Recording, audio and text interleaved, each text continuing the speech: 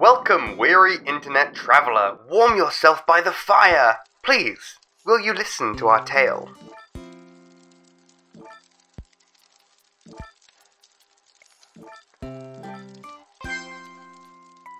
So in the depths of winter, huddled under blankets and hesitant to turn on the heating, we sought warmth in emotional comfort.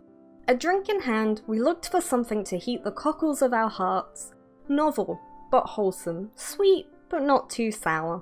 We delved into random anime, desperate for that sacred fire that would cure our boredom and make it easy to forget the chill creeping into our bones. And then we found this Lexi Taurus video where he made an anime randomizer, and we were like, damn, we should steal that idea and turn this fun activity into content. Of course, we also wanted to not outright be thieves and asked him for permission, which he was super chill about. The randomizer will be using pulls anything from one-shots to adverts to movies, so we wanted to set some ground rules. Number 1, it has to be watchable. An obvious one, but if we can't find it that easily, it'll get passed on. Number 2, if it's 24 episodes or under, we will watch all of it.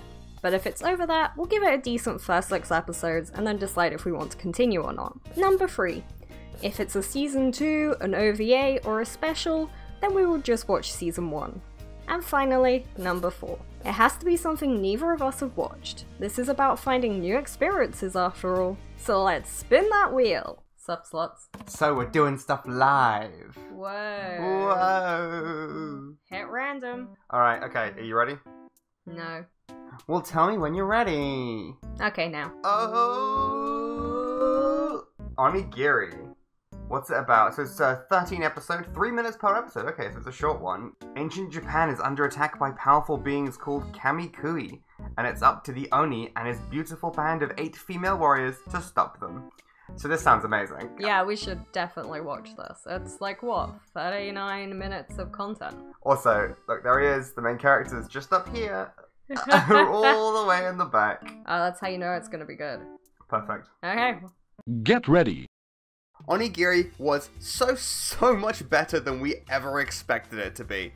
Going in, I was thinking, okay, ecchi harem set in feudal Japan. What we got was a genuinely laugh-out-loud funny parody of mid-2000s anime. Each episode was around 3.5 minutes. That left the pacing super quick, with each episode setting up a joke and pulling it off without ever overstaying its welcome. The show has its finger on the pulse of mid-2000s and early 2010s anime jokes and tropes. It came out in 2016. Okay, it was after most of the jokes were culturally relevant, but it absolutely worked for us. One of my favourite ongoing jokes was that they didn't even bother to voice the male characters, because it knows you're not watching for them. For me, what stuck out most was how surprisingly well designed all the characters were. The outfits are fun and convey each character's personality without being visually noisy. The opening is fun enough, even though I'm not sure about a 3-minute anime needing a 30-second opening each episode, but it gets used in a fun way in an episode where the girls inexplicably become marketable plushies and get drafted into an idol group who go on to sing the opening. I enjoy these little shorts, and I almost wish we could watch anime on TV so they could play between episodes as a little palate cleanser. Could you imagine if instead of ads we had little anime shorts? He ready to face Cell all by himself? Find out on the next Dragon Ball Z.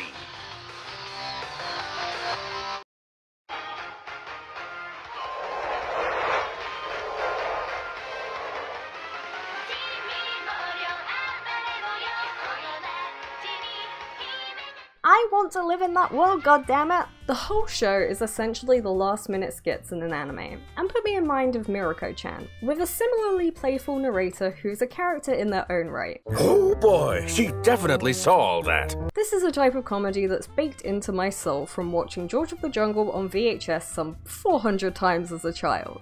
It feels a little odd to be nostalgic for the types of anime parodied by Onigiri, because we were like 9 at the time, but watching something so anachronistic is kind of fun. We made a whole video on Hulk because its pseudo-80s He-Man vibes were intriguing to us. I wish there was more of a niche for pastiches. I love a good parody, but recreating the vibe and atmosphere of something in a genuine and sincere act of love for it is much less common. Probably because it's harder to do. But all creation is hard, so maybe that's the point of creating. The dub cast is also stacked like it was made for me, with Cynthia Martinez, the voice of Hermes from Kino's Journey, Brittany Kawabowski, who voices Pride from Full Metal Alchemist, Brotherhood, and Hilary Hagg, who voices Talitha Testarossa in Full Metal Panic, Riku in DN Angel, and Satsuki from Ghost Stories. I could keep going. I'm sure I recognized more of the voice actors, but I'll stop there. The dub was exactly what you want from this kind of comedy. I always find that if you really want to enjoy a comedy anime, and you don't know Japanese, then just watch it in your native language. It really helps to get a feel for the comedic timing when you're not just reading subtitles. Oh, also, let us know if you're interested in a video about the appeal of dubbed anime, because I'm super tempted. The anime is actually an adaptation of the Onigiri MMO, which I totally played for this video. The game was originally released in 2014, and you could have fooled me. Before looking up, I was thinking more 2005? The low quality environment art assets aside, there's a charm to it. It's fun adventuring with the characters from the anime. It really feels like there's an attempt to make a larger world for you to enjoy. It's just kinda hard to enjoy with the floaty combat and laggy navigation. I thought the wand weapons didn't work at all, because these Daruma enemies were too short and I was missing them. The voice acting in the cutscenes was so far off the subtitles, and sometimes the subtitles were just still in Japanese. Actually, let me just go back to the environment art for a second, because the character models are done so nicely and there's such a wide variety of interesting looking NPCs, but the town square is just so empty feeling, even with all the characters milling about. It probably didn't help that I didn't see a single other real player. Basically what I'm saying is, the anime was an amazing ad for a game that I probably won't touch again. All in all, we really liked Onigiri. It was super charming and genuinely really funny. Okay, so that was amazing? Amazing. It was so much better than I expected it to be. That score is just people who don't understand how to have fun. Absolutely. So, next up, don't let us down, random wheel. Okay, whew, let's go. Rocco Wagyu 3 Shenlong De... Okay, so that was a failure because I couldn't work out where to watch it. You know, I'd say one of the few reasons we'd not watch one. Yeah, that's fair. It is physically impossible. Okay, let's go again. Don't let us down, wheel. Aww. This has got to be watchable. Okay, this is in fact watchable. Cool. Cool, this is the one we're going with then. Next up is 如果你是一群苗 or When History Meows, a cute series of 3 to 5 minute long shorts based on a webcomic that details the history of China. It has 10 seasons, each with around 13 episodes, and currently covers from 2000 BC to 1200 AD, so I'm sure they'll be able to keep going with a few more seasons at least. We watched Season 1, which took us from the humble beginnings of China all the way to the Zhou dynasty in 1046 BC, and then flicked through some later episodes for fun. The main gimmick of this series is that all the characters are cats. I don't know much about Chinese history, so this was actually a really fun way to learn the basics. The art style is very cute and matches the webcomic pretty accurately. The intricacy of animation varies with each season, Season 1 being quite simple and Season 7 being on some madhouse level shit for some reason, before returning to a more simple art style in Season 10. Another fun detail is that the cats themselves are the actors, and they have acting credits at the end, which is so cute. There are 12 of these actor cats ready to pick up whatever role is needed, from emperors failing to meet the demands of their people, to emperors being usurped for not meeting the demands of their people. It's also full of pop culture references, from Pokemon to Cardcaptor Sakura. Unlike in Japanese media, this is often very overt. No black bars on eyes or colour changes. That's just straight up Magikarp. A very different approach to IP laws than us Westerners are used to. But the place where this little animation actually succeeds the most was in genuinely inspiring us to be interested in Chinese history. We would regularly stop to look up more information, or be excited when we correctly remembered something that had happened the episode before, regardless of the accuracy of the actual information, which is pretty embellished at times. But if you think about it as being history spiced up with a little mythology, then it's a really fun introduction. Think Arthurian legend. The anime is categorized as being for kids, but we doubt that was its intended audience, and not just because we enjoyed it so much. The pacing is pretty tight, and maybe it was the fact that the version we watched only subtitled the narration, but it was pretty hard to follow at times, with a lot being thrown at you at once. If you look away, you might miss the introduction or downfall of an entire dynasty. There were also a lot of references to sex and violence, but it wasn't particularly explicit, so I can see that being a sign it's for a more general audience. It definitely doesn't come across as being child-aimed, but more for a non-specific online audience. This would make sense, as both the manhwa and donghua were originally published to Bilibili. If you don't know what those words are, you might want to check out our last video. All in all, I'm surprised by how much we ended up getting into in History of Meows. It's genuinely worth a watch if you have even a passing interest in Chinese history. Now, we must venture back to the wheel.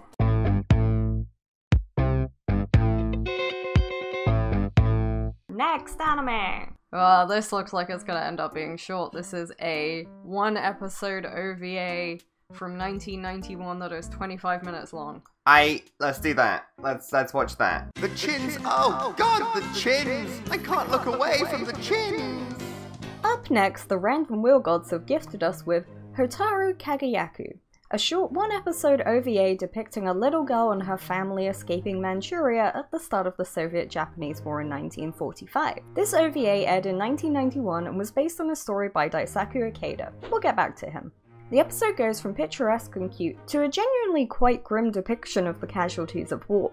The events of the episode are being told as a story by the main character's mother, Chisato, who was a child during the occupation of Manchuria. The OVA opens with Takashi, a young boy who's a member of the Firefly Club. He then decides to quit and spend his day playing catch with a friend. His mother sees him and decides to impress the importance of fireflies onto him, with a story from her childhood. While on a journey back home with her mother and brother, the war broke out and forced them to flee back on a cargo train. The train is then attacked by fighter planes and they're forced to continue on foot for the many, many miles remaining. During this long journey, Chisato slips in a river and is washed away downstream and comes close to dying. But fireflies lead her to a grove of trees and the spirit of the forest imbues her with the energy to go on.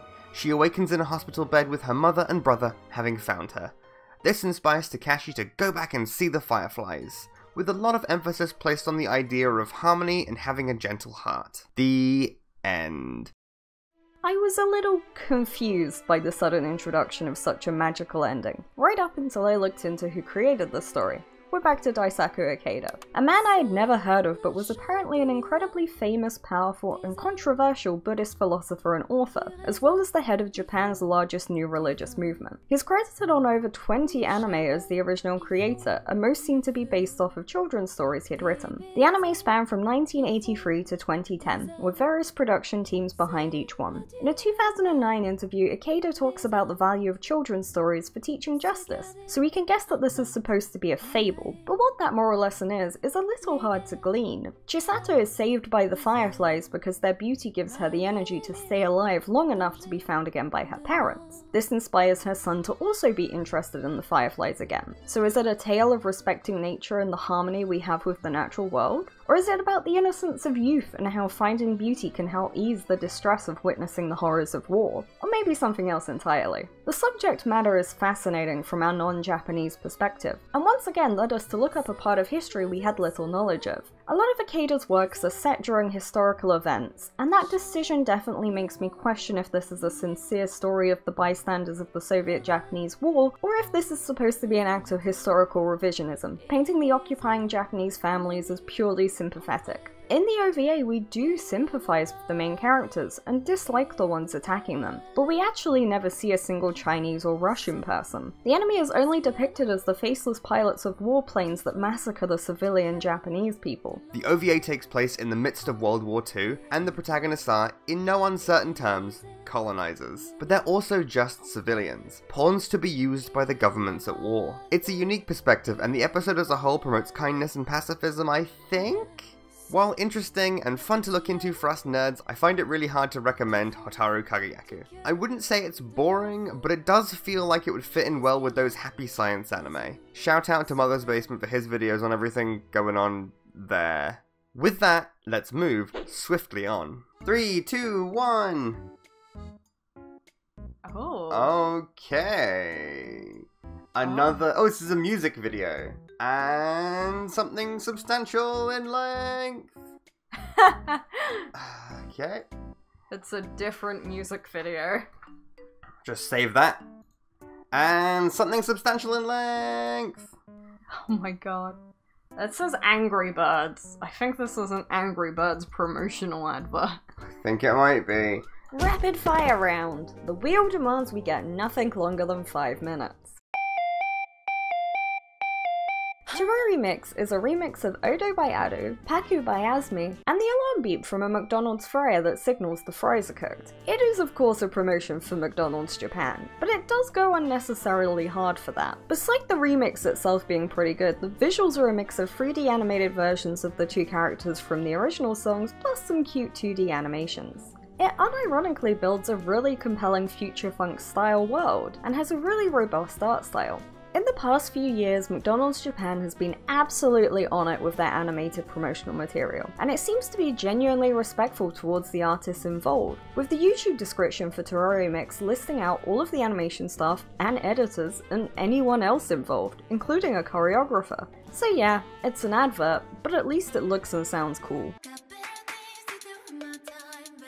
Up next we have another music video, but this time it's for the K-pop girl group aespa, as an alternative version of their live-action music video for the song Better Things. aespa describes itself as a metaverse K-pop group with 8 members, 4 physical and 4 digital. This lends itself well to animation, but the fact this is 2D is especially interesting. The style is super stylized and reminds me of Bratz dolls with the big feet and overly exaggerated proportions. The animated music video seems to be an elaboration of the live-action video, but leans more into the 2D freedom to depict funky aquatic wildlife and delicious looking drinks. Sadly, unlike the last music video, there is almost no information on the production staff behind this cool animation, but I was able to track down the studio. Studio Pivot is a South Korean 2D animation studio founded in 2012, who primarily do work for music videos and advertising. So here are the full credits for this music video. Unlike the last music video, Better Things isn't really any of our vibes, but I appreciate all the effort that must have gone into it, and the concept of having virtual versions of a group's members is a cool idea, even if they're using meaningless buzzwords like metaverse. Is 3D, no dialogue, I'm so confused. Finally, we have this Chinese animated short for Angry Birds from 2012. I have no idea what happens in this, although the lack of dialogue meant that the confusion was able to cross linguistic barriers. Made by Kidan CG, a studio which seems to be a Shanghai-based animation school. And that's all I could find out because the Chinese internet confuses and scares me. I think that's enough Angry Birds for now. In conclusion, most anime is just some commercial advertising for some product or company or band or prefecture. A lot of great art is actually advertising, and that only diminishes its aesthetic appeal a little bit. But it's cool this probably lets like 20 people afford food and rent for the month.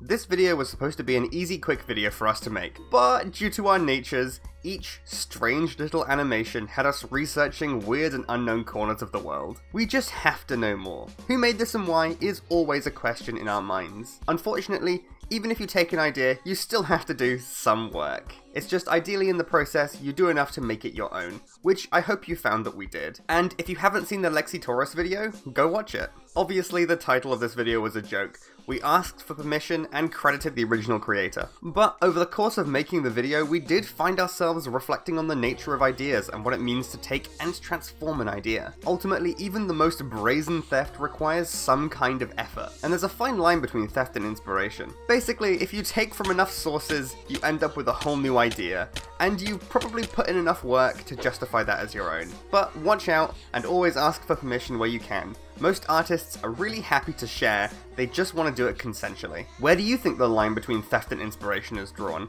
Let us know down in the comments. One of the best things about making this video was being forced by the format to actually engage with media we might have totally skipped, leading us to discover new and interesting things to expand our horizons. We always say we want more weird things made by weird people, and this is a great way to find those, even if they're adverts. If you liked this video, hit like and subscribe. If you've seen any of these anime, what do you think of them? And if you do want to support our channel, feel free to check out our Patreon. We won't stop making things, and neither should you. Wanna come say bye? Bye!